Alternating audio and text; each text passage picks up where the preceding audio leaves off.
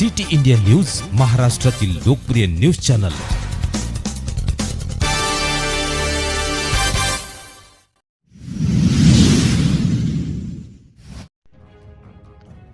एक मोठी बातमी समोर आली आहे। अरोली पोलिसांनी केली धडाकेबाज कार्यवाही।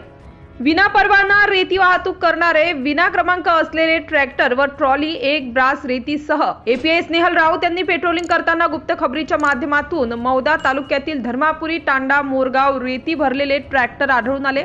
ट्रॅक्टर चालकाने पळ घेतला, पण अरोलीचे ठाणेदार आपल्या टीम सोबत पाठलाग करणे सोडले नाही।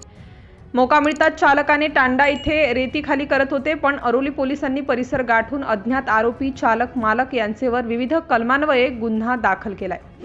मिळालेल्या माहितीनुसार विशेष पोलीस महानिरीक्षक श्री दिलीप पाटील भुजबल यांनी नागपूर, चंद्रपूर, वर्धा, भंडारा या 4 जिल्ह्यात अवैध धंद्यांवर शिकंजाच कसला यांचे आदेशाचे पालन करत नागपूर ग्रामीणचे पोलीस अधीक्षक हर्ष पोद्दार, अपर पोलीस अधीक्षक रमेश धुमाळ अनेक विशेष पथक व स्वतःही दौरा करीत आहेत।